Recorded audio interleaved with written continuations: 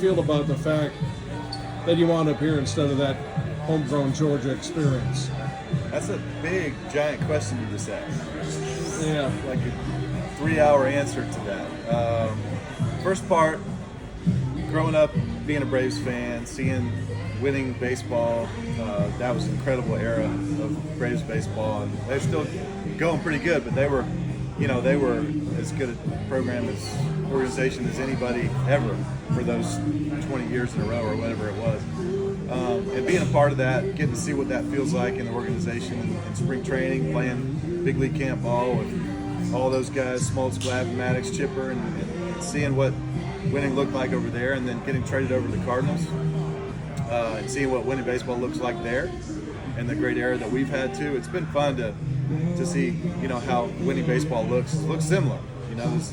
There's a lot of different ways to do things, but everybody who's on the winning side of it is sort of doing it kind of the same way. So been blessed to be a part of two great organizations.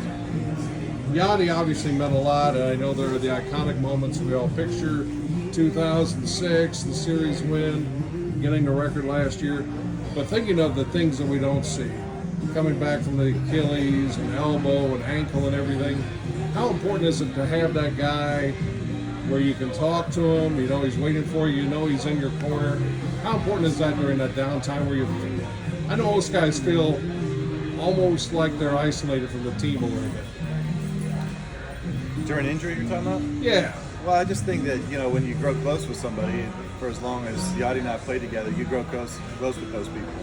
You either hate them or you go close to them, and luckily Yadi and I had a great relationship, that started off just professionally and ended up being a great personal relationship too. Our families love being together and went to Thanksgiving at his house in Puerto Rico, and so he's just ended up being just a friend. So anytime you have friends to go through things like that with, it helps you get through it. Right. Starting off as a closer, how has that benefited you over the years? I mean, right in there as a rookie, facing those pressure situations. Well, as a closer, you're going to face the most important situation of the game. It's a high pressure situation where you got to come in and be good right away. As a starting pitcher, the best starting pitchers are the best closers too. The best starting pitchers come in and they're good right away. They don't have 2 or 3 innings to kind of warm up into it. They're good right away, and then sometimes they close the game out too. As a starter, you're going to see pretty much every situation that you can go through if you're a good one, and you're going to end up closing out some games and pitching in really tough spots. And so it's just a good teaching. When you were breaking in, you talk about a charity event in St. Louis and surrounding areas, I pictured black tie. How satisfying has it been to be a part of something the fantasy drafts where the common fan can take part? Yeah, I'm not really a black tie kind of person.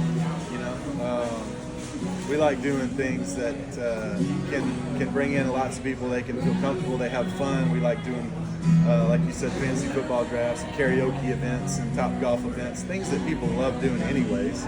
And we try to raise some money in the process for a lot of people who need it, a lot of people around the country and around the globe that need help.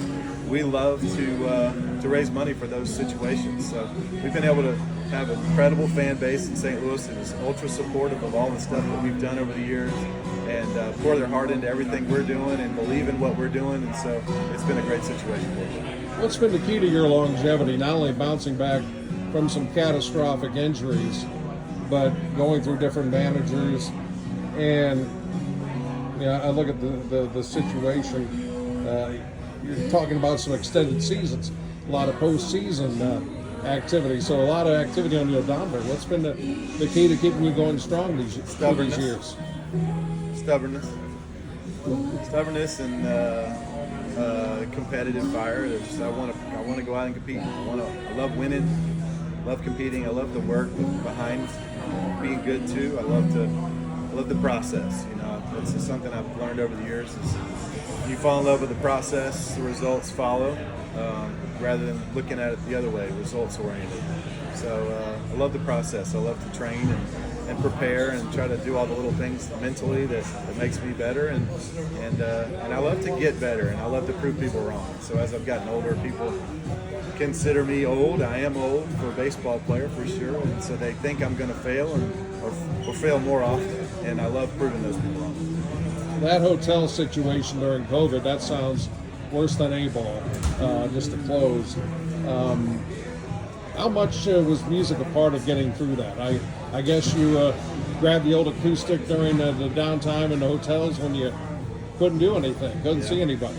Yeah, that's right. And that the week that I think you're speaking of in the Pfister Hotel in Milwaukee, it's a great hotel, but when you can't leave your room, can't even go in the hallway for 7 straight days. That's a thing. They just like deliver a tray of very basic food to the door 3 times a day and haul tail so you don't get them sick or whatever. That was an interesting time. I spent a lot of time playing the guitar. I spent a lot of times in that time, and the rest of the year really with COVID stuff, protocols, with a little 60-degree wedge in my hands, just making little trick shots in the hotel rooms, hitting it off of that book and off of that couch.